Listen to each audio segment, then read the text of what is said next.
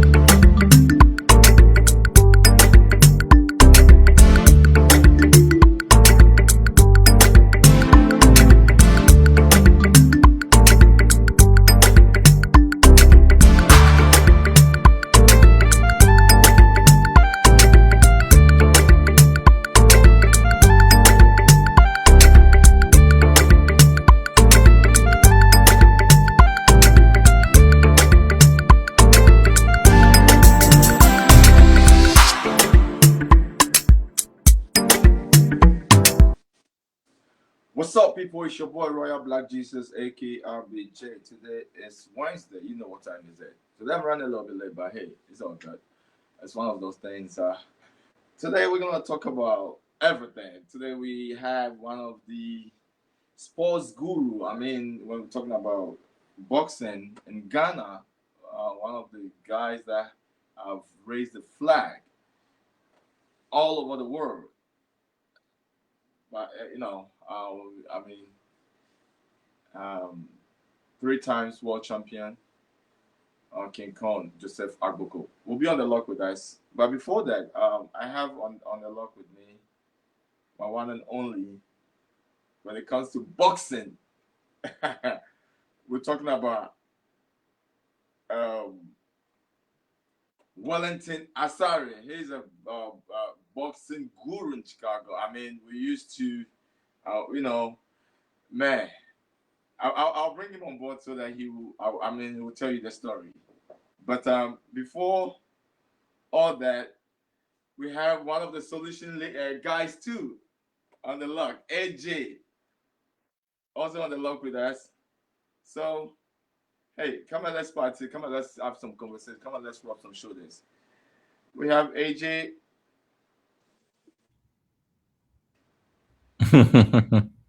Big Willie. What's up? What's up, brother? Man, you're on time. Thank you for coming on the block, and let's rub some shoulders. Let's talk about sports and everything. We're trying to get King Kong on board so that we can dive into what he's doing now. After I think he retired or something like that. Recently, he mounted the ring again about a year ago or something like that. I think he won. They tried to make a comeback, but I don't know. So, Big Willie, introduce yourself, man. What's going on with you? Can you speak a little bit louder, boss? Yes, sir. What's been happening, man? That's Big Willie for you. And also, AJ. Yeah. I call him the solution man. We have the solution lady, but then we have the solution gentleman too. So I just put the name solution gentleman. AJ, what's going on with you, man? A lot. A lot is going on in the world. Moment of silence, quick moment of silence for Mr. Floyd. Yes, sir. Lost. We just thank God for everything. We appreciate what God is doing in this time. We're just trying to really balance the good with the bad, and try to bring good news to everybody and let everybody know that we will make it through this just like we've made it through any other thing, you know. No doubt. And we'll be, so we're doing okay. I have a show tonight, spicy night. So please join us 7 p.m. that we're going to be doing. That's a community show that we do just to highlight stuff like this and talk about real events that's happening within the community.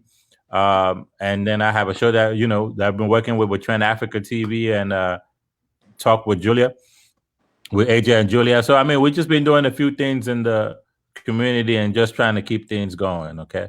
That's a little nutshell of who I am. That's AJ for you, man. Solution man. Big Willie, Charlie. Let's yes, get sir. straight to sports, man. I know you love sports, football, and I mean all the sports. I know you are good with it, but I'm very good when it comes to soccer and boxing. So today we're trying to rub shoulders with Joseph Agboko. Tell us a little bit about. I mean, what do you know about Joseph Agboko? Well, what I know about this guy is he started very well.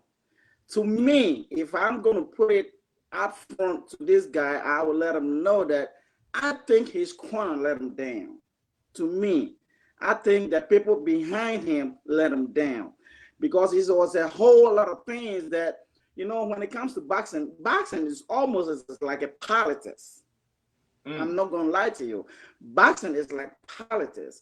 So if you don't have the right people behind you, you will have all the strength. You will have all the punches. You will have all the knockouts, and you're still not going to go anywhere. So I only wish that I could let my voice heard in boxing in Africa in general. Because the point is, they will start having this African coaches and African managers to bring them up. It's very good. I don't want you to do without them. But when it gets to a point, you have to have somebody in the I'll say the standard family to come in. You have to have somebody to come in to manage you very well. They will don't get me wrong.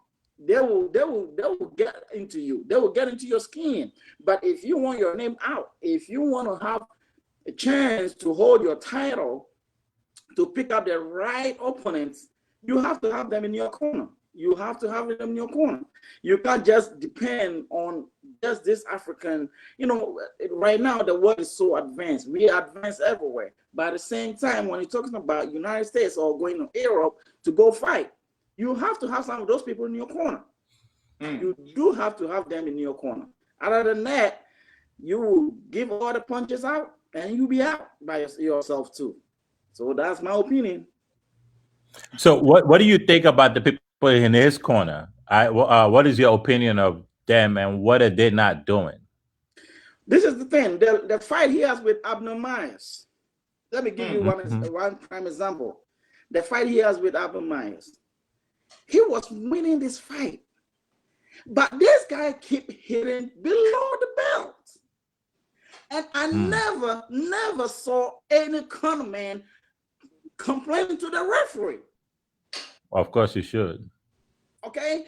This guy hit look, even the commentators were saying, why the referee is not pinning this guy by hitting him under the belt? But the referee, look, like you said, what you are doing, AJ, I'm going to commend you in the first place. I'm going to commend you for doing what you're doing in the African community and all the Black community. You are doing a great job, and we really appreciate it. We need more people like you to stand up for us, and we appreciate it. At the same time, when it comes to like somebody was giving a prime example, like when President Barack Obama went to the White House, he was there, and they were just telling him what he's supposed to do. No, that's the thing. You have to have some of this partisanship. It has to be a partisanship. Blacks can only cannot do it by themselves, and white cannot do it only by themselves. We have to merge, and everything can move on. I remember this when Mandela became a president. You remember the guy who made him like a vice president or somebody leader? He picked a white man. Look at all that he went through. But he picked a white man to be one of the leaders.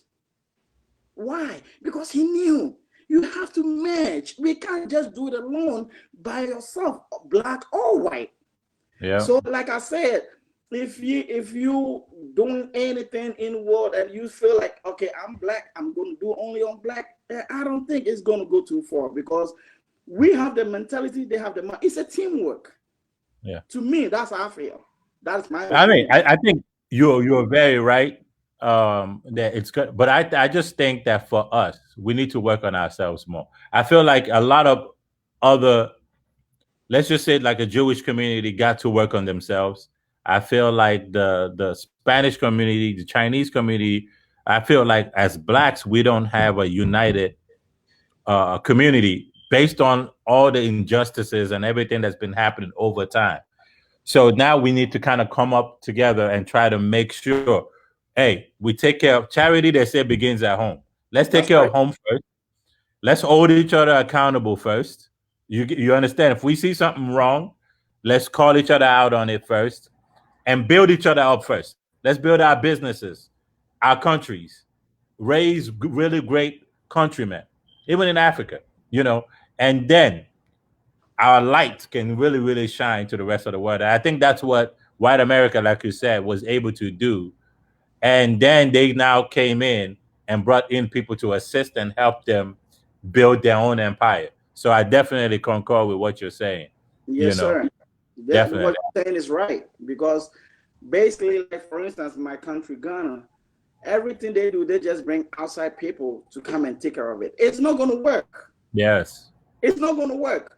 We have a very good refinery, like petroleum, that they find in Ghana, and according to the research that I did, it can be one of the biggest petroleum place in the world.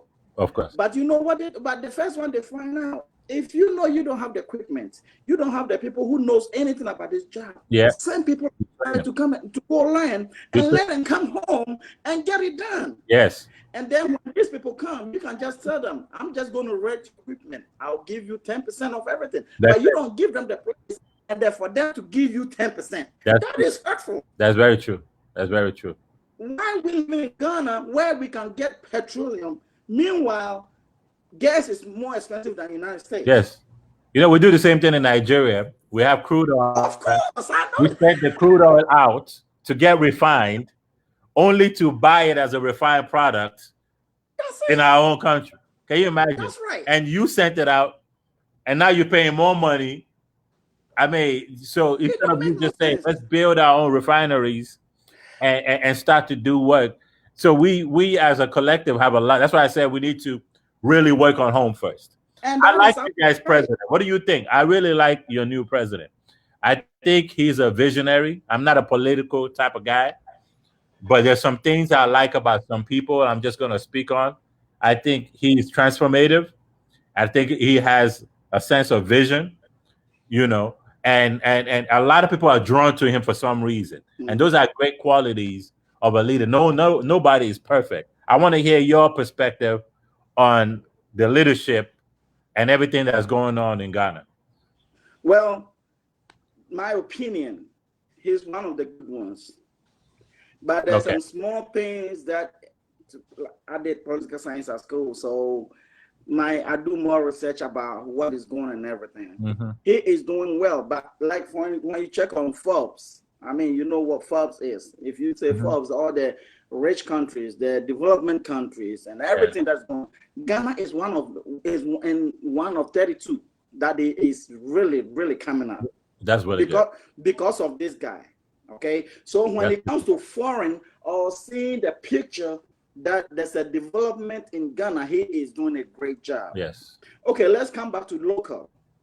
Like you said, you are a local community guy. Yeah. So you grant everything from home and then pick it up. But when it comes to local, it's a whole lot of things that is going wrong. Yes. That is my opinion. Okay. The local part of the whole situation is what is bad. But when it comes to foreign, we are doing great. Okay. Foreign, if I say something like foreign or putting us to the picture, it's like you have your own kids. Mm-hmm. And you didn't take care of them, but you're taking care of your brother's kids and your sister's kids and Yeah. stuff like that. How about your own kids? Yes. Yes. You have to groom your Yeah. own kids up, and then you can groom somebody else up. Yes. Yes. And prime example, in Ghana, our light, before this current president came in, he's great. Yeah. I love him. Before this current president came, there was a lot of light off in Ghana. Meanwhile, we have extended giving electrical to Togo. We did the same thing. That's what I'm saying. So why, This- if you don't have Enough light. if you don't have enough voltage for your own country, why do you have to sell them? You have to make sure your That's people true. are good first, and then when you go That's out. true. So my point is, this guy is doing a good job putting us on the map, putting us out there to let everybody know that, look, even this COVID-19 came up. It get to a point Ghana was number 5 who has sustained the virus. Ghana was That's number amazing. 5 in the whole world. Wow. Number 5 in the whole You world. get, yeah, I saw the a lot of the preventative measures That's that he right. put. You saw that. You early. saw that. Yeah. Very early. Very early. Very Ghana was early. number 5. I went to Ghana in January. Mhm. When I get to Ghana, they were testing for COVID-19. They Wow. were testing for COVID-19. When I went in, Wow. they tested me. When I was getting out, they tested me. There's a journalist in BBC in London. He went to Ghana for a business trip. He came back to London and insulted the whole country. Wow. Because what he saw in Ghana and what was taking place in Ghana airport for COVID-19 and London, there was nothing. When I came back to United States in February. Nobody, I was not tested for nothing. I just walked in and came home. Of course. So he is doing great by putting us on the map. But my only problem is the local part of it. And I think even for Nigeria, I think those things that prevent that maintenance culture and that growth from underground and taking care of your own, I think grassroots, getting things in order. There's no way in the 21st century, a country like Nigeria or Ghana should be talking electricity.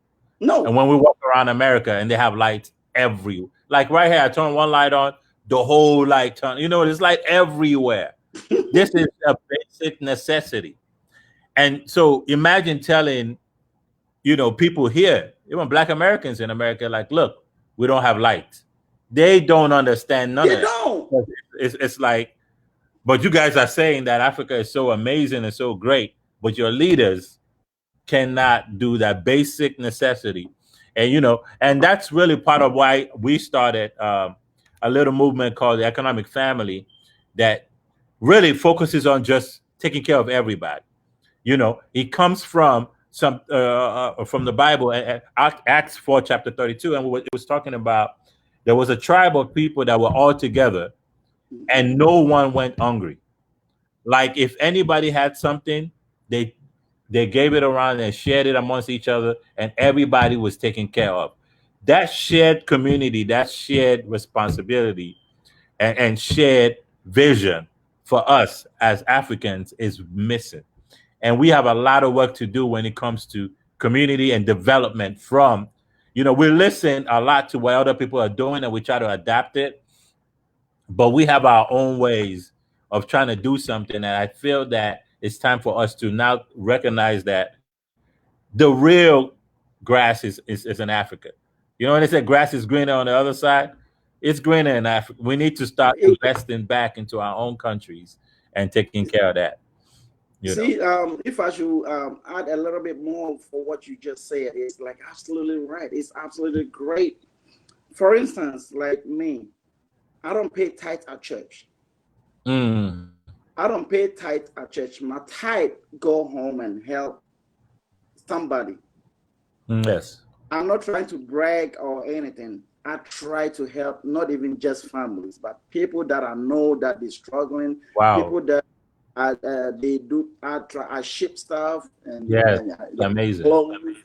I know I do shipping and large shipping Yeah. stuff that I give it to like to the village and other stuff. That's I try to amazing. do that. I'm not trying to brag or put myself into the world right now. Yes. This is something that I do. But one thing that I know is there's a guy that I went to college here with. He went home when the previous president was there. He has Yeah. a friend. He has a friend in that government. And one time this dude told me, "Hey man, I'm going home. I'm finna go get something, something to do or get into the politics because that's where the money Mm-hmm. is." And I was telling him that, look, if you're trying to do that, then you have to look maybe your citizenship or anything like that, or for you to do something like that. Yeah. And he said he didn't care because that's where the money was. So believe it or not, this guy left, and then he got himself into the government. He made a lot of money. He made good money. Even the position that this guy pushed him into, it's not even a position where he even belongs to. But he went there and he started making money. Okay, the government left. After that, he tried because this guy, I know he's very smart dude. After this government is gone, so now he has to get on his own. He is trying to portray everything that he has learned from here to bring it up and say, look, we can do this, we can do that, we can do this, we can do that. But they don't listen to him because it's like they don't know him. That is one thing that my people does that I don't understand. I went home about I think it was 4 years ago. I was in Ghana when the politicians started doing their campaigns and stuff. Mm-hmm. So there's a town hall meeting in my village. Mm-hmm. And that before that town hall meeting, during the day, this guy has a pickup truck, have rice, have like cooking oil, buckets, sharing for people so that they can vote for him. Wow. So that night, I went to some of the town hall meetings. So when it comes to questions, like I said, my background is a political science. So when it comes to politics, I will ask questions. Yes. So I asked this guy, I come from this town. At night, if there's a bad people in this town, it will be worse because there's no light anywhere. No light. So I was asking him, so what make you think these people that you're giving them the rice, the buckets, and all those cooking sugar and all that stuff to go eat that very day and it will be gone? Yeah. What make you think they'll vote for you? Yeah. How about if it's me and I use them, it's the same money you used to buy those buckets and soap and rice and all that stuff to bring light to the city, fix the street somewhere. Yeah. Me and you, who do you think they're going to vote for? Yep. They took the mic from me and kicked me out of the room. That's funny. So you see how it is. So mostly the Ghanaians are, I would say basic Africans, man. They are used to like what they have. They don't want to see something different. To me, that's how I feel. Because there's some good young ones, good young bloods in Africa that they can be good leaders. Yes. But they don't have the chance. Yes. They don't have the chance. And I don't know what will break that yoke. Yeah, it's a generational thing that we're all, and I think it's a lot of it is lack of leadership and also lack of, I don't know what America. I always tell people, like, when you stop a police officer here, and a police officer stops you in America, he doesn't want any bribe. He doesn't want any. No, that's a different kind of commitment. I don't think we have that yet. You understand what I'm saying? So, and that's that next level of accountability and countrymen / just loving your country and be part, knowing that you're part of a change or something incredible that we haven't gotten to that point yet. And I try to see what it's going to take for us to be on that wavelength. You understand? Like, what is it going to take for us to get to that position where we can trust one another and run a system effectively and efficiently without, any kind of chaos. Well, when you ask those questions back home, I go home a lot. I go home a lot because I'm trying to start, something at home. So I go home a lot. But when you get there and like anything, if policeman stops you, I don't drive in Ghana because I can't drive in Ghana because of the way they drive and things like that. I've been gone for too long, so now I can't. I drive all the time. Seriously. Wow. Yeah, I don't drive. Like when you're sitting in the car and you see the way things are moving, you ask the police guy, "Hey, why is it like this?" He will tell you, "When you guys come there, you guys think you know everything, and then they'll rub you off. They'll rub you off. So it's kind of hard. Yeah, I think it's part of it. That's why I don't drive in Ghana, because to me as well, I will just be whooping people's butt all the time. I think that's what it will be. I know. Because you cut me off, I'll get down. If you mistakenly stop in the traffic, I will take you out and whoop your butt and then put you back on your steering wheel and go. Because the way they drive, and when the police come, all that he want is $2 or $3 thing, and then he gone. Yep. I think it's because I don't know, even if they pay them enough, they will stop doing that. They won't stop. That's their mindset. That's their mindset. So we have a lot of grassroots work to do. And I think that's why I like a lot of people that come from, and to be honest, they do like a lot of people that come from America, because what we bring, we learn some things here. As crazy as it might seem, we talk about America all the time. We're dealing with a lot of stuff, injustice in America currently and presently. But there's some intricate stuff that you pick up along the way that you're like, wow, I would love to see this happen where we're from. You know what I mean? When it comes to honesty, trust, integrity, and us being able to just do what we say we're going to do, especially those that are in power in politics, those that are shaping our culture and trying to move things forward. So I think a lot of our work has to start from grassroots. So there has to be some type of reform, just like we're saying police reform in America. There definitely has to be. I don't even know if reform is the word. Maybe, is there another word harder than reform that we can use? Of something guys, go ahead. I've left you guys do all the talking and things like that. That's amazing. I mean, it's great. But I want us to talk about what is going on here in Chicago now. I mean, exactly around United States. Yes. Justice for George Floyd, right? Yes. To be honest with you, we've been Africans, and I know my brother married to an African American. We always say that we are one people, but with this demonstration that is going on, I haven't seen any African group supporting. What's up with that? Well, for me personally, I do a lot of community work. So we have been Life Development Center and the organizations that I work with, we are on ground. I mean, we've been doing a lot of work. I'll give you a testimony that somebody came to me just last Friday. And this goes in line with what we do. What I do personally too, and what Life Development Center, the vision that they have. 4 years ago or 3 years ago, I was area director at the Union League Boys and Girls Club. So what I was doing, I brought after school programming to the south side of Chicago. And so I was in charge of 600 kids and giving them after school programming in the Inglewood community that never had no resources or anything. You understand? So my job was to give them fun every day and bring in, high-tech computers and stuff like that for them to be able to work with. So while I was there, I was like, something dropped on my spirit to find a family, look for a family that I wanted to specifically work on. I'm Black American family, because you know how we are. Even we talked about this a lot. And I feel as Africans, you're right, Black Jesus. We could be very condescending when we come to this country because we have a different way of looking at them.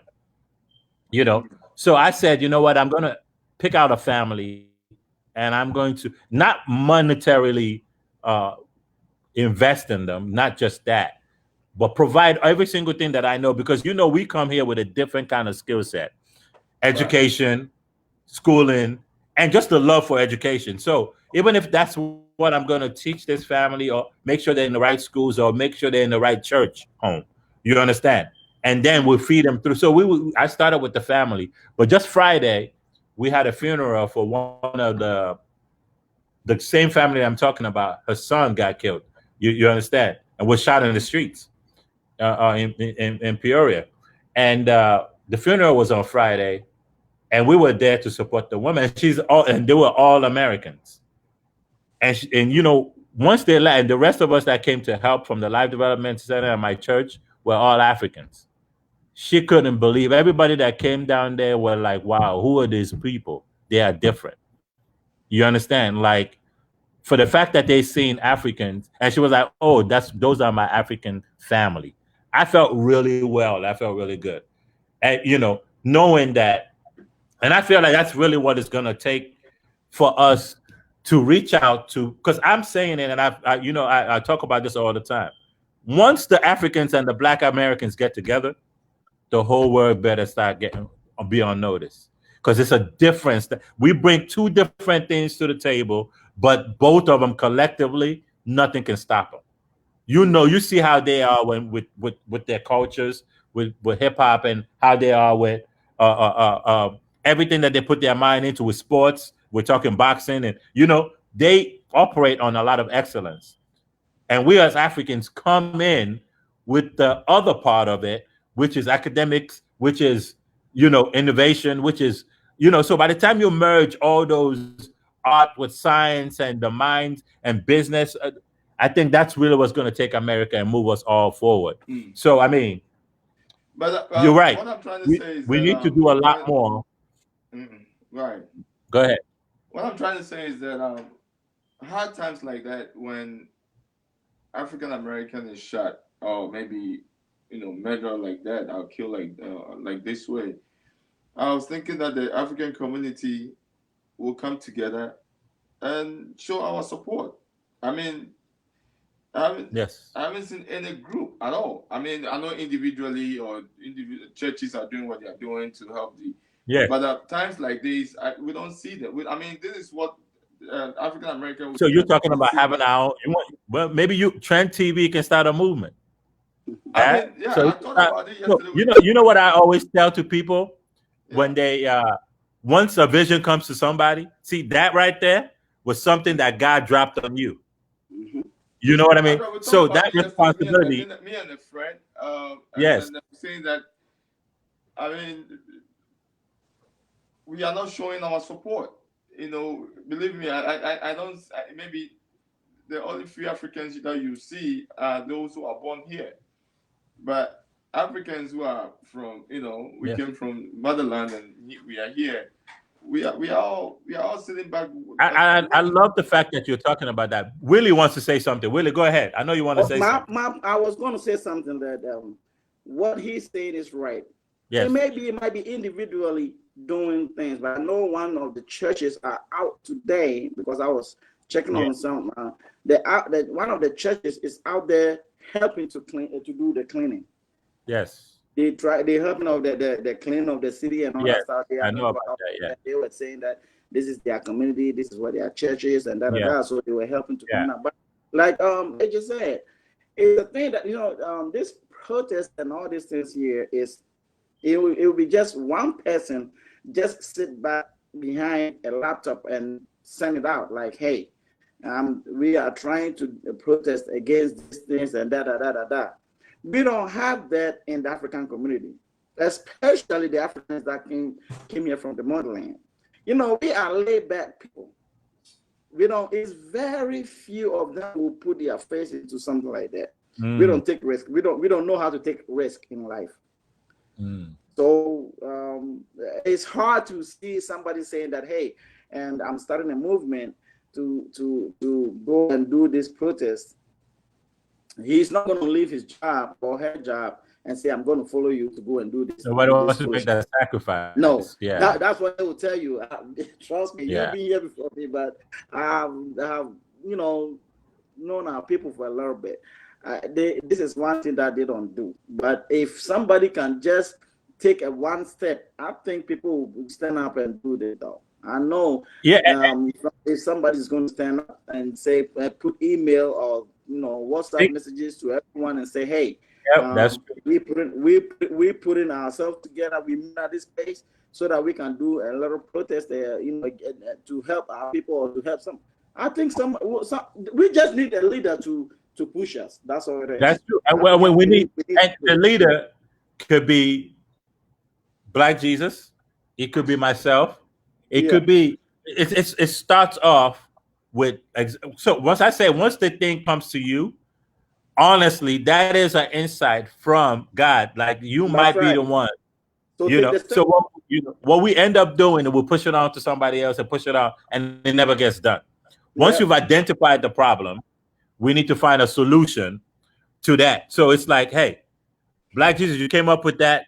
We need to find a movement that's going to actually speak directly to that and address that, and we'll support them whichever way we can. And I know there are a lot of underground movements that churches are putting together. So church has always been a great foundation to be able to get those kind of things done. So it's basically because some of the things we do, like, and I tell a lot of my friends, my fellow guy friends that are with me, is we started moving to the south side of Chicago. I used to live in the suburbs.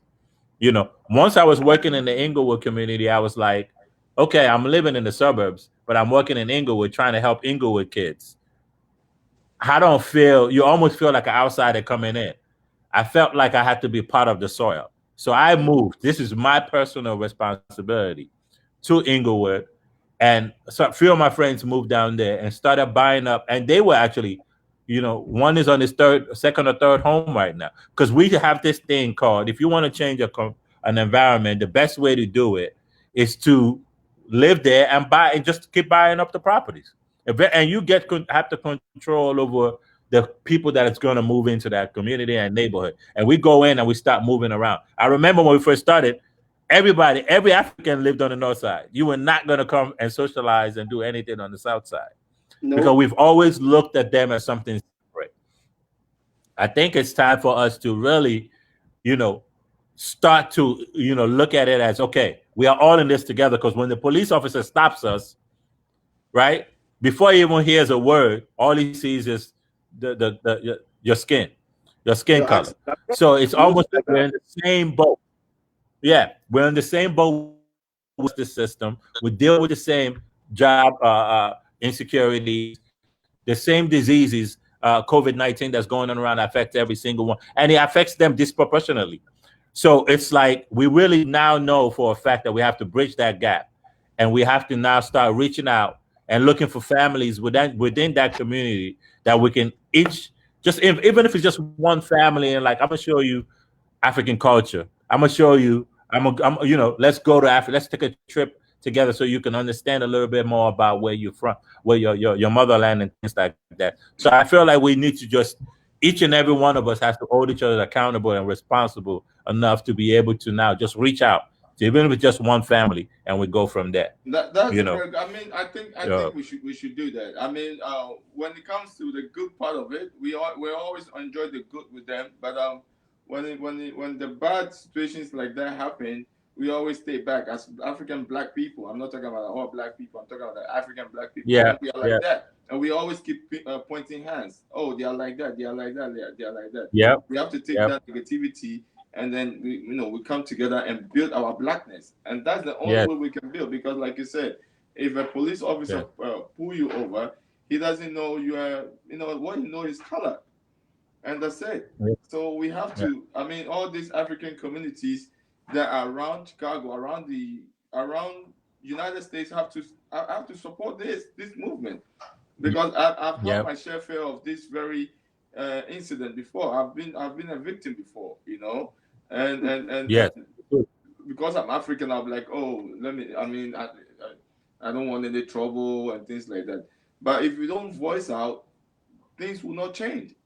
We can tell whatever they are doing now, even though it's people are doing their bad things out of it. Whatever that they are doing, it's raising a red flag. It's telling our story now. I mean, the whole world is saying what is going on in the United States. So we have to support that. We have to support them Well, in the bad times. well, as you guys just said something that I'm a photo of that. I have never been part of. I'm a laid back person. I don't. I I know love that's a good. Black Jesus because of my loving of boxing and sports, and that's how it's been. That is how it's been. That is why. But I don't like you said. I've been living here for over 20 years, and I never met you before. Even the Ghanaian community, some of the people don't even know me, and they don't even know Wow. because I've been those kind of laid back guy. I went to college here. I stayed in South Side. Even when I was in the North Side, people don't even know who I am. So I'm a photo of that. But so I don't know too many people. I don't associate myself with too many people. But Black Jesus is somebody that he's in the middle, like Black Jesus. And if you guys, for us, like I said, in case someone and put something on a platform and say, hey, this is what is going on, because like I've been accused of the same before. I mean, I was rushed up and I get kicked out and put a handcuffs on me, all because of speeding. Mm-hmm. And it was bad. So if we can have one lead and say this is the platform, something has happened. Okay, I'm calling on all these young Black Africans. It don't matter if you Ugandan, you Nigerian. Yeah. It's one name, Africa. Yeah. If we say we have an all African young man, and let's say, hey, we are meeting at this place, we have to have a peaceful walk. Yeah. Yep. I think we have a group that we won't believe. I think we I will think have that's a good group. idea. That's a great idea. That's a great idea. We should put it in motion. We should And put then- that because you're right. You're very right. Yeah. And then there is a video trending right now on social media. There's a lady, so I think in Washington, came out saying a lot of things that why would Black people keep on doing what they are doing, because Black people are killing, they kill more than what the white people are, the police are doing. So if we stop doing black on black killing, these people will stop killing us. What do you think? that is that's like probably one of the most ludicrous conversation. I mean, that I'm guaranteed. We know violence beats violence, right? And those people that hurt people is going to continue to hurt people, right? So for 400 years, you had a group of people that have gone through any despicable act that you can ever think about in life. In life, they've dealt with it all, and they've never had healing. They never had reparations. They hardly ever had any "I'm sorry." You understand? And they just kept going and going and going. And this same group of people, this same race, has been attacked by every single person, from the Portuguese to the Chinese to the Germans to the French to to even to Turkish. You get to the Ottoman Empire. So it's like, when is it going to stop? When is it going to stop? Because you have a group of people, a race of people that have not conditioned, because we are loving people. One thing about Africans, and the reason why they can get away with that, is you have a race of people that are the most compassionate, the most loving, the most human, because we don't go around looking for wars.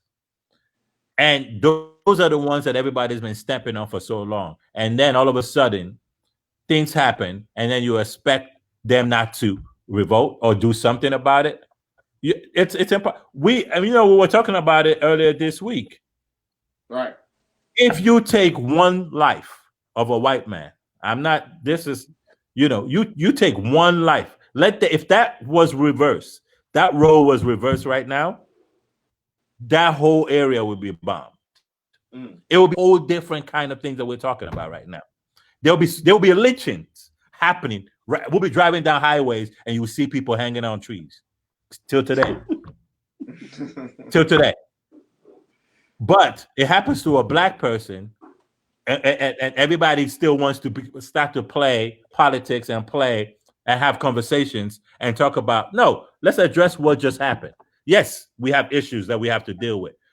Nobody's saying she was wrong, whatever she was saying about holding each other accountable. And we're saying we need a group of men to stand up and say, hey, we're no longer going to be allowing, we have to put the guns down and stop the violence within our community. That one, we definitely have to do that. So that's true. But when it comes to people diverting, you know, from the real issue, see, everybody always looks for a reason to say one thing when something happens to the black man. Nothing. Somebody now killed somebody, and now there's a revolt happening. That is necessary. You know, I'm not going to say, for me, I know that this is what's going to happen when you do violence. So that's what's expected. I would never go out and say, oh, I condone people going out looting and selling it. And stealing and doing all this stuff. I don't condone those kind of acts.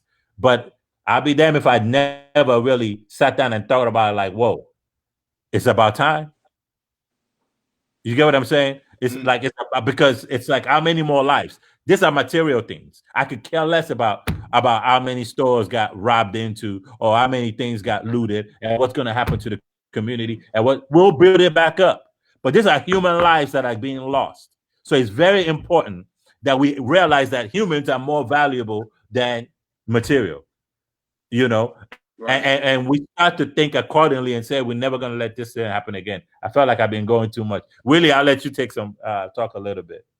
Oh, well, everything that you said, I think you're right about that, because I don't condone the looting and the all the violence among it. I really don't like it. I don't like it. I like that peaceful. But this is the thing that I say too.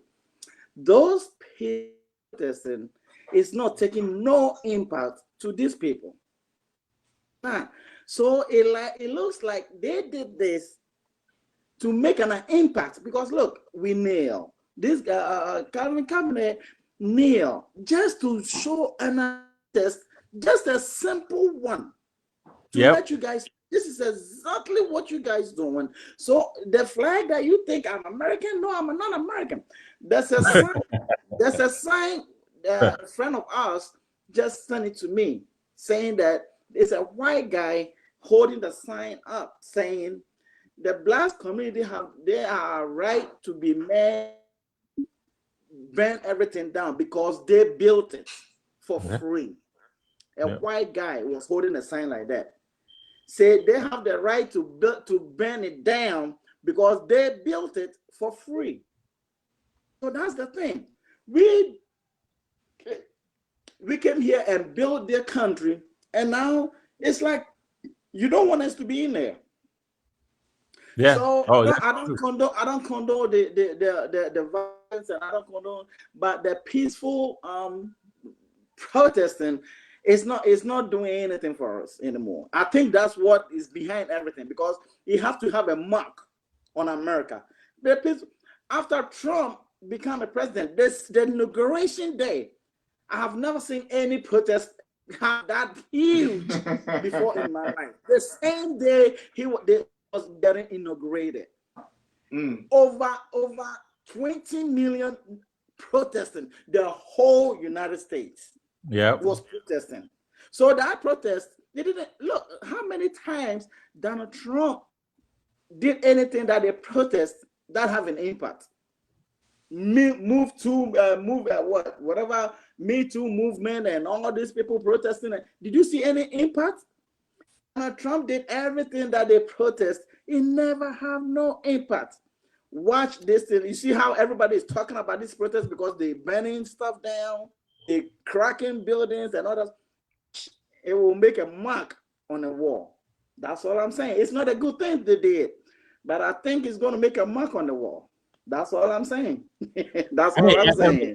They have to know that And that's one thing what I always say, that I love Black Americans so much, and I really look at them as the group that's really going to liberate Blacks all around the world, and take things to the next level with the with the connection with the Africans. I really feel, and I know, a matter of fact, it's not feeling that it's destined for them to take over this land and become the superpower of this country itself. But you know, there's a research for that, right? You know, Of course.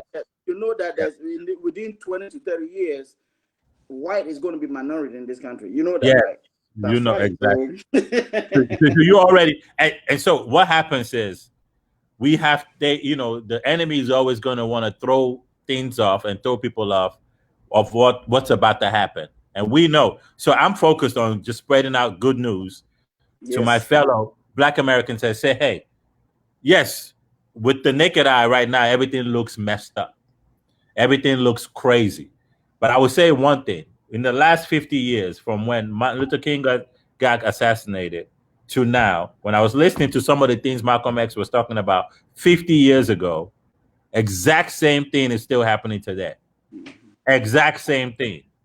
So if there's going to be a change, there has to be some type of revolution with the change. I agree. And we have to understand what side we are. I talk about either building or destroy.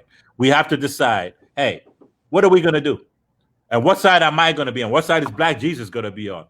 What side is Big Willie going to be on? What are we going to message are we going to pass on and use this platform to pass on to the next generation?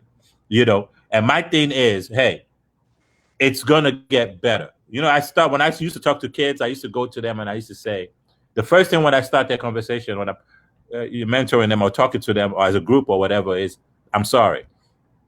And they say, sorry for what? No, I said, no, yeah, I'm very sorry because I remember the generation that I came from. I remember how I went to school. We didn't have that much back home in Nigeria when I went to school, but we had the best education. We had the best homeschooling. We had the best every family structure that we can have. It wasn't. I grew up in Mushin, probably one of the worst areas in Lagos. You understand? But I didn't feel it.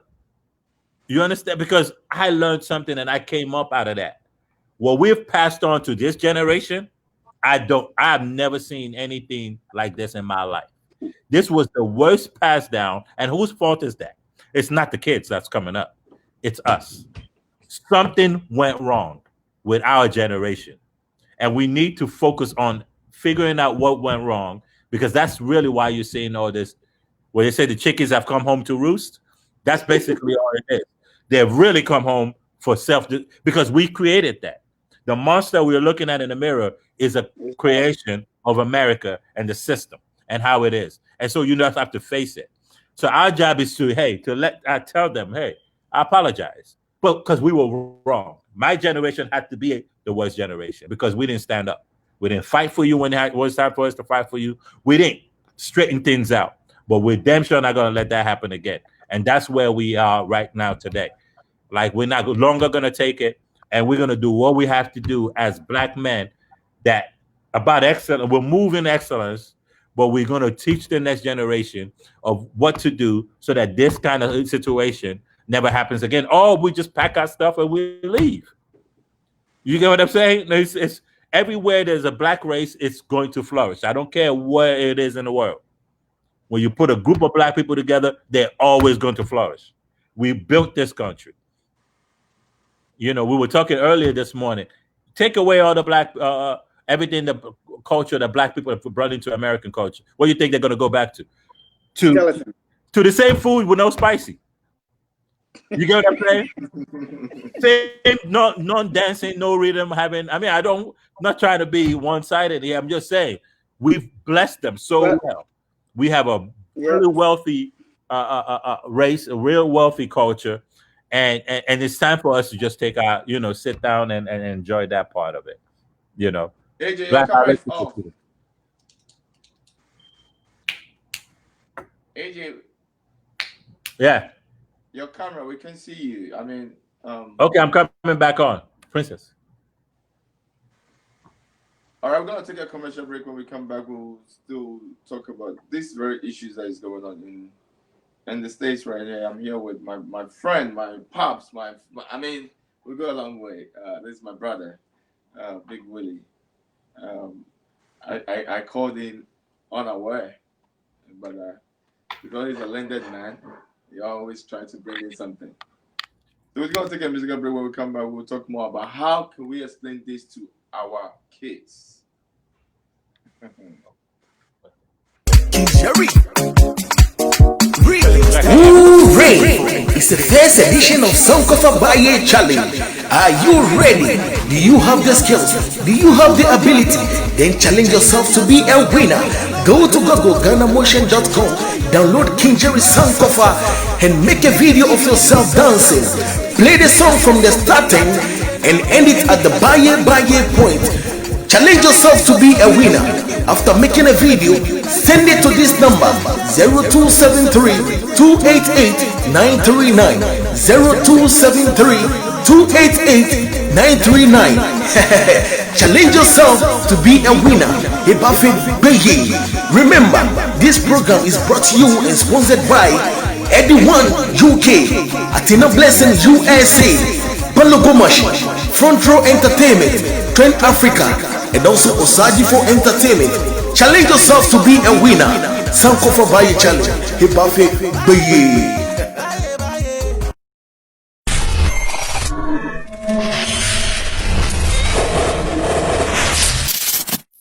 Ruskin Bob 1, Kwame B, let's go!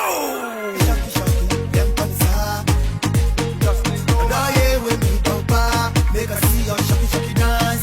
Shocky shocky, young panza. Make us see your shocky shocky dance. Shocky shocky, young panza. Make us see your shocky shocky dance. Shocky shocky, young panza. Make us see your shocky shocky dance. Shocky shocky, young panza. Make us see your shocky shocky dance. Shocky shocky, young panza. Make us see your shocky shocky dance. Shocky shocky, young panza. Johnny Nantiapo, Afrifie Papa Bimu, or your Hima Onapo.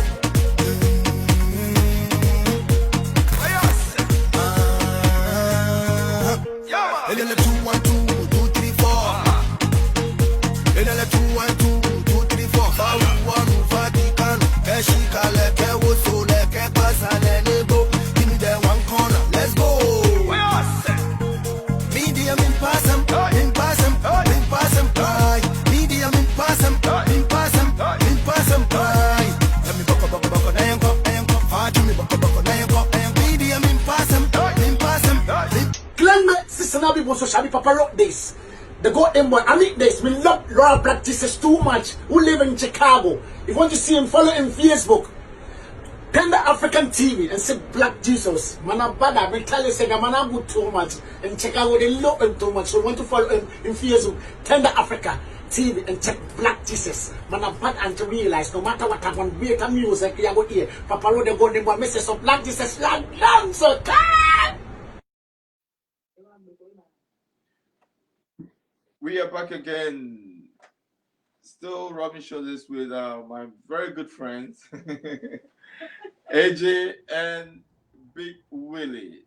Actually, today we tried to bring Agboko, who is actually 3-time bantamweight champion, former 3-time bantamweight champion.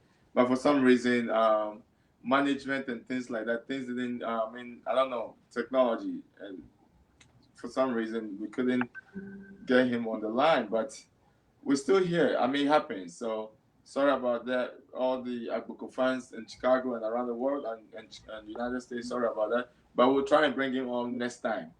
We are having some great conversation right now about how we can support the blackness or the African Americans as Black Africans that we came from the motherland. What are we doing to support this type of what are we doing to support this whatever is going on now?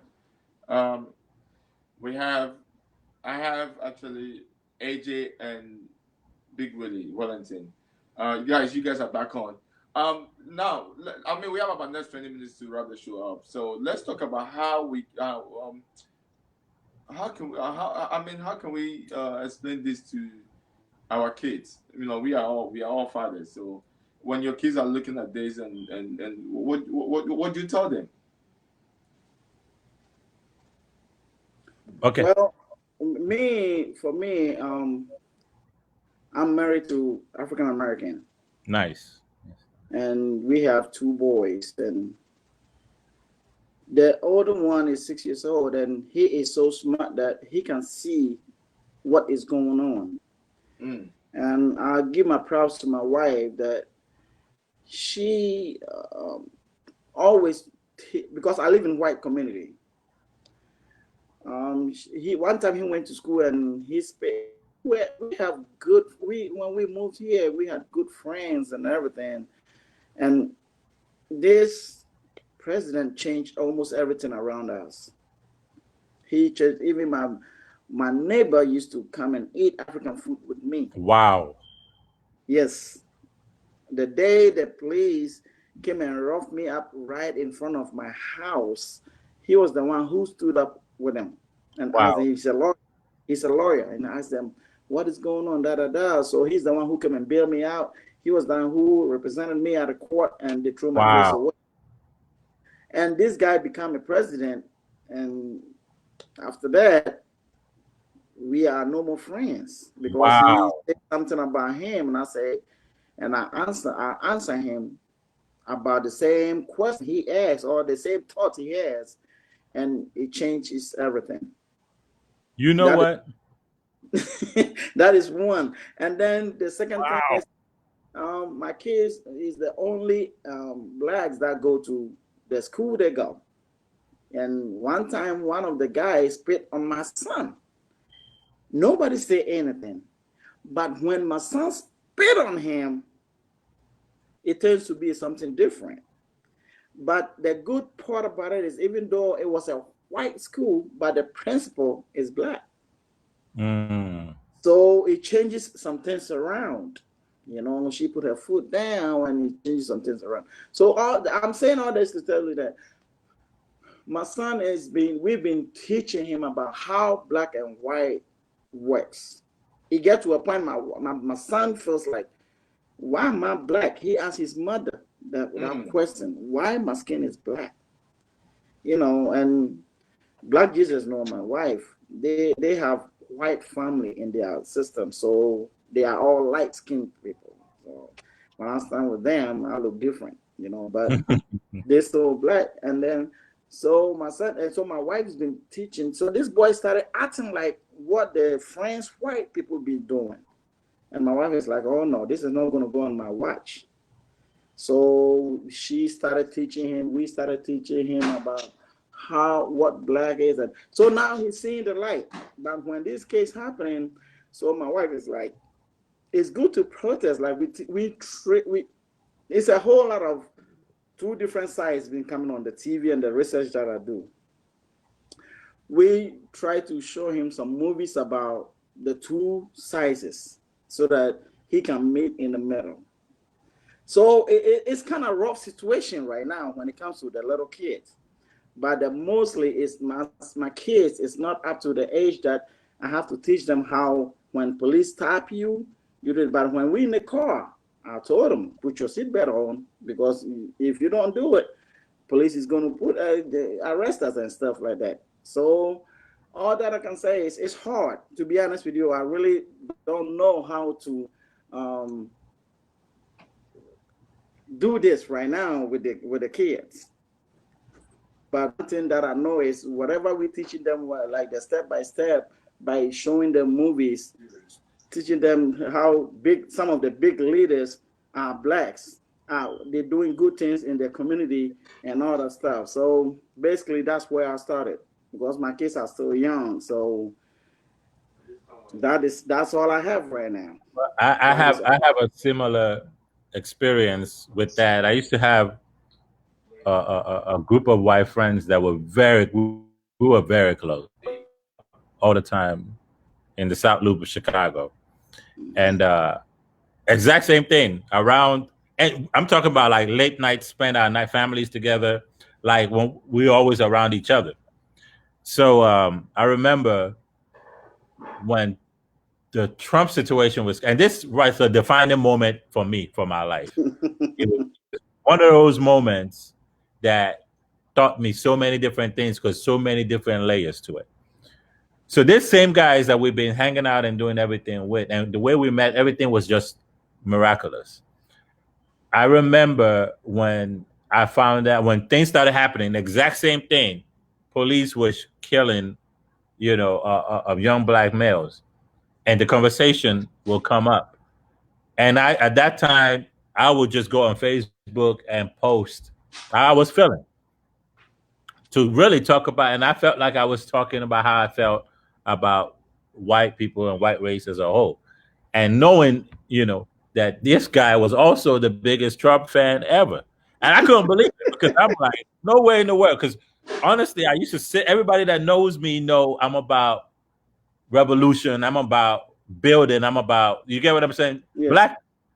So, and that's really what they liked about me was because we used to sit down and talk about black stuff all the time and race all the time, really. So for me, I'm sitting here, I'm like, who are these people? Like, I don't really understand because all of a sudden, the biggest Trump fan, I mean, and their mentality, not just about Trump, about policing and who was wrong or right at the end of the day when somebody was dead. So this was it. This was like what really, really destroyed our relationship at that time. Unfortunately, I didn't even know that the guy, unfortunately, was going through cancer. So I couldn't get to see him until after he died. Oh. That's why it became, I didn't even see him after he died. It became a defining moment for me because I now got to understand that there was two sides. And to be honest, this same Inglewood that I lived, this white guy, this white people were actually investing in Inglewood and giving a lot of their resources to young black males that didn't have anything. Right. So they were also active in the community. There were people that I looked up to that I really admired. But we just had differences when it came to our philosophies and how we see things. So that let me understand from that point on that I will really never politicize my relationships. And I really did realize that no side is wrong. That's just my philosophy. Republicans, Democrats, who we decide to be around. Because when we were happy when Obama came in, and the whole world was so happy, everybody was like, yes, a black man. We didn't know that it was half of the country that was pissed. And the need. You get what I'm saying? So they also have the right to their own emotions. Mm-hmm. So now we're on the other side. We lost. You get what I'm saying? So now we're pissed. Right? We said earlier, hurt people. So we're coming for them. And we're hoping that at the end of the day, whoever they have in the house right now, but it's good. But I'm not a political person because my movement really has a lot to do. It's apolitical and it's anti anything politics because it's about human development. That's right. And how we can build independence on our own. So I'm not really from that point, and that's what is that. Hey, so for me, what I'm passing on to my kids is the same story. That there's always going to be people that's not going to think and see things the way you are, and you cannot necessarily hold them accountable for that because there's two sides to the same coin. A quarter is a quarter; it just has two different sides to it. We all in America, we all want the best for our kids, our families, and we all want to be able to take care of communities and do work. But how do we go about it? And the people that we support or we spend money on. I have people in my family, my immediate family that are Trump fans. I mean, and we're Nigerians. So it's like the worst. I mean, I got hit, but I realize now I'm not mad or bitter anymore as whoever is in office. it's really more about us building a separate family and not relying on government, because we are seeing now that what the government, they have their own agenda. That's right. For this young black man they did not want to charge this guy with nothing. A third-degree murder. It's nothing. Oh, that was just them telling you guys, and the other three or they really still haven't learned nothing, and they're not moving. They're not budging. They're not budging. So they're not budging. So it's like, how far? What do you have to do to be able to get this people to that group of people that think the same way? And it's honestly, because after that incident, I stopped really looking at things as race, because I looked back at my upbringing and where I came from, and I realized that even we have tribalism, and we're all black. We have, separate. I mean, Ghanaian saying I'm a Ghanaian, and this one I'm a Nigerian, and this one I'm Somalian, and this one I'm Cameroonian, and we're all separate. So we're all black, and then you have the majority in where I live in Nigeria that's controlling the minority, doing the exact same thing, same color. So back home is tribalism. Here it's considered racism, because you can only differentiate it based on race. But it's an individual act. When we look at it in the protesting, we see white people in front. You see, ready to go to war with us. So I know it's an individual based. It's not really. That's what we're being told and conditioned to think. Oh yeah, it's a race. It's a race. Yes, there's race undertone and things happening, but the person that did it was a racist white person. Not every white person is racist. So those are the kind of lessons and teachings that I'm passing on to my children. My daughter just graduated. Thank God for that. From high school, so she's heading to college, and hoping she picks up on a lot of the things that we're doing. She was able to see me at work, so I know that she understands the community part, and she's seen me with black, white, with every so she sees how I interact with everybody every day. I don't have any racial bone or anything that those kind of thoughts. I don't have it in my head, because I know my black people will look at me and do and hurt me just as bad as a white person will hurt me. So my movements and my teachings is just based on practical stuff that I've been able to see and endure over the time. So wow. Black, the same question for you. How about that? That's beautiful. I like that. Let's talk about this as well. I mean, with this demonstration that is going on and all that, okay, are you going to say that this will bring the black together? Because there's a lot of, like I said, there's a lady somewhere in Washington saying that there's a lot of the main evil are the black people who are actually killing black people. So with these demonstrations, you can see that all the blackness and the white people are together. This will help us to build ourselves or minimize this black on black killing. And also, what do you see in the future? Those who are coming, do you think the system will get a better system for black people? What I see right now, look, I don't care what we do. We're still going to have few of us that is going to be Trump side, no matter what. That's definitely. No matter what. But what this can do for us is like open our eyes in some things, a whole lot of things. We are already together. They're killing with us, between us, black on black. Look, if you can go deep into it, you will see somebody who is behind this. If you can go really deep into this black on black thing, that is one thing that I like about legalizing those marijuana thing that is going on right now. If you come in full swing, it will minimize what is going on black killing, because basically everything about it is not about hate. It's about the money that I have. I have helped a black guy to come into this job and trying to destroy me so that he can become the point. That doesn't mean he loves me. It's all he thinks about. That doesn't mean he hates me. No, he still loves me. It's all about his pocket. That's it.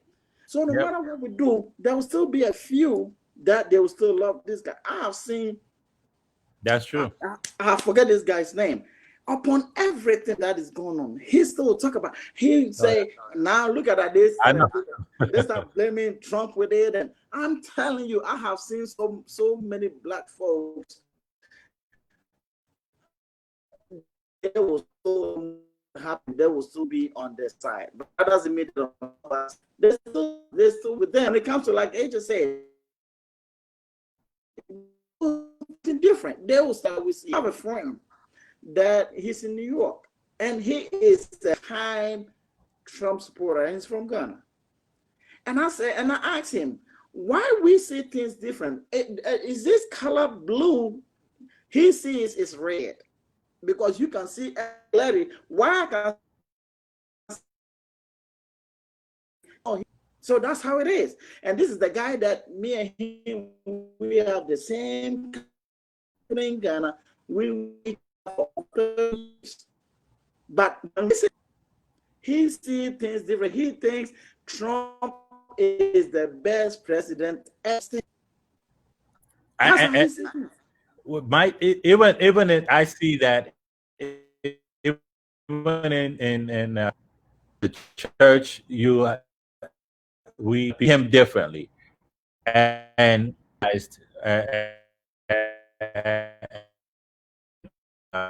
started, and I always the fact that I have to, no matter who is in power, those of us who are here have a responsibility, power. So what I see is a bunch of people worshiping an ideology and a man that is not a perfect human being. So he's definitely going to make mistakes. So there's going to be a lot of things. So you can't.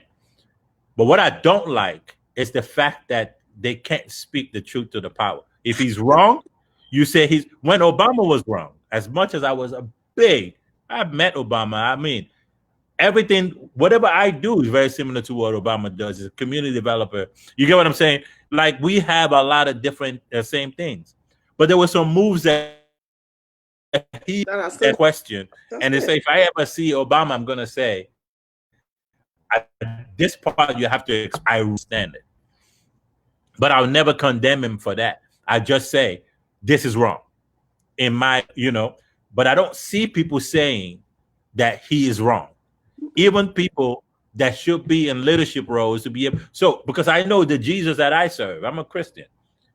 When he came, all he did was he went after everybody. He didn't care if you were doing wrong. He would say, yes, give unto Caesar was him. But if Caesar is wrong, he's coming after. You get what I mean? You're going to have to kill him. That's it. You're going to have to kill him. So, boy, I'm not seeing that anymore. I think people are starting to lose up the fact that there's a good old boy that are always going to put things and make where they're not. Like we talk about there's a understand that your country, America, is built on that. Like, yes, when the pastor and the preacher and everybody is telling I'm an evangelical and I'm this and that, that means he also signs with the NRA. And most of the time, hey, I want my gun rights. And he'll be the one ready to blow your brains off if you do anything wrong. But yes, he's still the pastor in the church. You understand? It's a realize that they have a different set of mindset. And that's why I keep saying when people say I want to be equal, and I'm always saying equal to what? You have to define for me what equality is.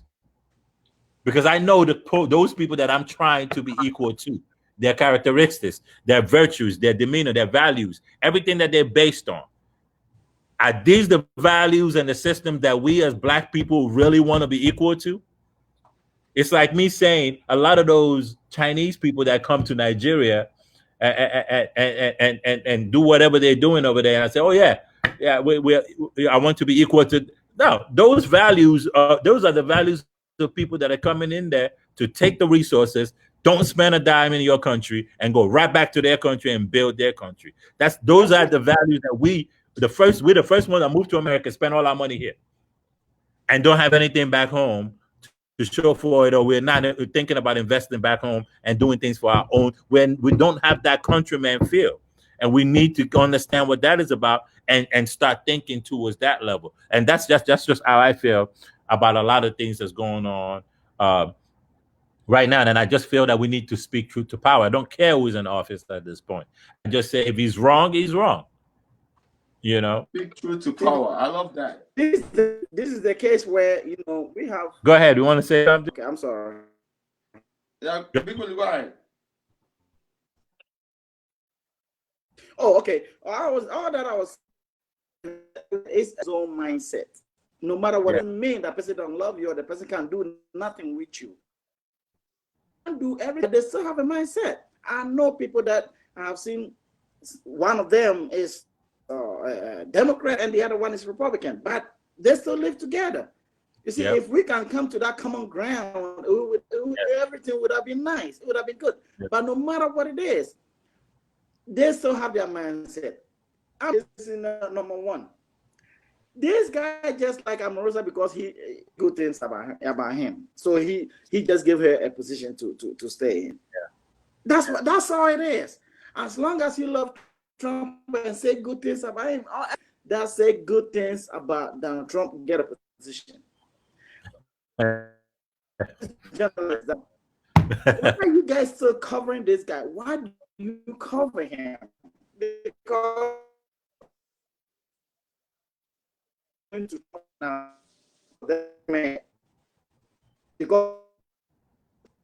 Twitter now he mad trying to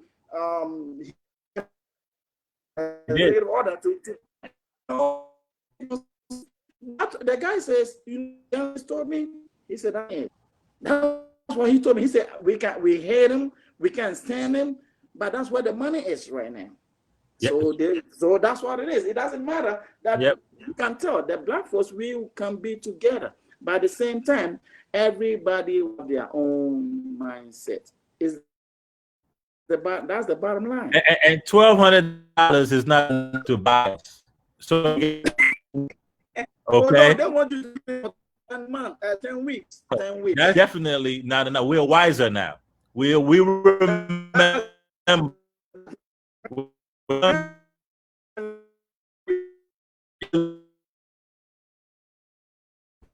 No, Jeff Bezos is about to be a trillionaire. On what planet? Planet that we live in, he get from 0 to $1 trillion, and then you have workers under you. You have people working under, and you don't pay taxes. No. But you have people that say, okay, yeah, that's how we're supposed to. No, that's to I love to sit people that really think that they do with politics and on the politics. I'm about kingdom building. I'm definitely not about politics.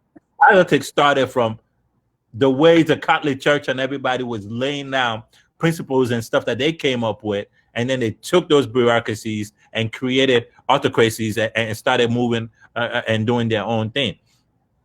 Politicians always, just like we were talking about the rice earlier, the guy will come, give a few rice, and everybody will vote for him. The same, not building electricity, and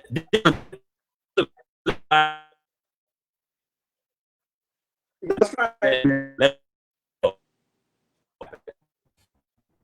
You know, and after they win, they're gone. They win, you don't see them anymore. And this next 4 years, you know, this next 4 years is only 2020, and who's looking for 4 years? Matter of fact, in November, I'm saying it now, but I don't see this guy leaving the White House. I don't know what's going to happen. This dude right here is not getting ready. He's not trying to get out of their office. So get ready for some more mess. Get ready, because he's going to say something is wrong with the 4 more years, 4 more. No, I'm saying he's not going to leave. Before he leaves, he's going to create. Does he look like somebody that's willing to ready to leave the office right now, even if he loses? Even if he loses. But AJ, have you seen this? I probably sent it to Kelvin for you to see this demo, this new recruiting that is going on in right now. There's a recruiting African American and white Democrats that they like ISIS, that training because they have seen this guy will, whether he lose or he's not going to leave the White House. Well, I didn't even know that. Oh yeah. I didn't know that, and I'm telling you, that's what I just said. They have seen people have noticed that this guy wouldn't. It looks like even if he loses, he's gonna say something wrong with the vote and stuff like that, so he won't be able to hand over the keys to the White House to anyone who to Joe Biden if he's coming in. So they are calling people to train because he already say the Second Amendment. Second Amendment people, that's his friends. So those Second Amendment people are training to counter them on that particular time. So that is something that is going on right now. Well, see, what I know, this dude right here and how I'm thinking it, he loves power. Because this is what happens. And let's go history. Anytime you want to know anything about America, it's so easy because when we talked about 50 years, they haven't changed. Nothing has changed. So this chaos and disorder that's going on right now is so connected to November that a lot of people don't even understand it. Because it's very difficult to have a change of power during war, right? You get when some things is happening, it's very difficult for the people to say, okay, we want a new president to come in, and you get what I mean, and change everything. Right. So all this could be, and this is hypothesis. This is hypothetical. All this stuff will be part of what's going on leading to November, and we're about to see in November what is about to happen. I cannot wait for November. I'm telling y'all right now, I'm not into politics like that, but I cannot wait because this is going to be a statement. We are looking at. You think the protest for how long? The last time, man. If this dude comes in again. Some people get very. All right, guys. Thank you so much for coming around to rub some shoulders with me. This is yes. Royal Black Jesus. I have on board AJ and Big Willie. Thank you so much for coming on board. I know today we are a little disappointed about our guy not to come. I mean, things happen. I don't know what happened. Things happen. We have fun. If everything is okay with him. So hopefully we'll bring him on board next time. But thank you guys we divert the whole program to political issue and then also supporting what is going on, supporting Judge Floyd. This is what it is. We are black people. We have to support ourselves and move as one people. And like I said, my view is African Americans and Black Africans from Africa have to come together. And hard times like that, I don't see any of my people, rally or doing demonstration or supporting the African Americans. So I think we have to do better as Africans who live here. So I think that is my point of view. Africans who live in the United States, have to support the African Americans here, because, like you said, AJ, when a police officer pulls you over, he doesn't know you're African. He knows that you are black, and that's what it is. So we have to support the blackness and do and change the system, because I keep on saying that this system is built for us to follow. And if we can change the system, we have to build a system out of the system. And that's how the Chinese have done. That is how the Indians and all these people who are actually successful, they've done it. So why can't we do it? We have to do it the same way. Build a system out of the system. So we are not going to break any system, but we're building our own system so that we can have financial power. We can have our own schools. We can have our own credit bureaus whereby we can finance our own people. Put people in business. Open our own, get our own businesses and things like that. Support black business and all that. So it comes with African Americans and Black Africans should come together and build the oneness. So that's my intake. Thank you so much, guys. What's your last words, and then we'll just wrap the show up from here. For me tonight, guys, we'll continue conversation tonight. Black, you're going to be on the show. I have a show tonight, Spicy Night. We're talking about some real men of faith. And those are men. They're talking about men that have just taken the initiative to start businesses like yourself, Trend African TV, and just to see the kind of impact that you're having, not just in this diaspora, but in overseas and across the globe. It's important for us to highlight that and to let people know how amazing you are. So it's a good thing. 7 p.m. tonight. Spicy is a show about community. We focus on community empowerment. So we're going to touch on 2 topics that's going on today and every single thing that's happened. So I have some great people, a great lineup for everybody. Quick show, but it's really going to be an very impactful show. So please come on and join us. And for my young brother right here, Brother Willie, it's a pleasure to meet you. You're really good at this. I can't wait for us to now finally go back into start talking sports the next time. But it's a pleasure to be here with you today too. I really appreciate talking with you and going back and forth. Thank you so much for coming to the show. All right, Big Willie. Thank you, sir. AJ, nice to meeting you. It's great to have a brother like you in our community that bringing us together. Thank you. To keep doing what you're doing, and by the grace of God, and we praying that any support that we can, anyhow, any means, when you reach us, we will love to come and see. Yes. Whatever we can to support, I would love to come to your aid and give you the hand that you need from me. And it's really, really, really, really nice to meet you. And I'm glad that God has appointed a person like you in East Africa to do that good job. Hey, Black, you said thank you for inviting me into your program, and I truly have too much fun. I thank you very much. And hey, let's come together, man. Africa, this is all we have. When we build it here, like it's just saying, we build it here, we can take it home and make a difference in people's life. And it's a good thing we're doing. So praise the Lord. Hallelujah. All right, thank you guys. Next week same time, 11:30 to 1:30, Black Jesus will be here. It's called RBJ Entertainment Review. Today's show is Time with Royal Black Jesus. All right, big up yourself, happy yourself. Tomorrow is no promise. See you next time. Bye-bye.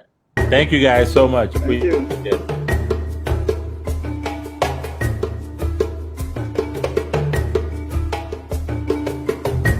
To advertise with us, donate sponsorships and suggestions, email us at trendafricatv@gmail.com or call us on 773-312-0318 or 773-756-6678. Remember to also follow and like us as Trend Africa TV on Facebook so you can always catch us live. On Instagram as Trend Africa TV 123 or subscribe to our YouTube channel as Trend Africa TV and click on the notification button to watch previous shows. You can also visit our website for your African news, entertainment, fashion, and sports updates on www.trendafricaonline.net. Trend Africa TV, redefining Africa.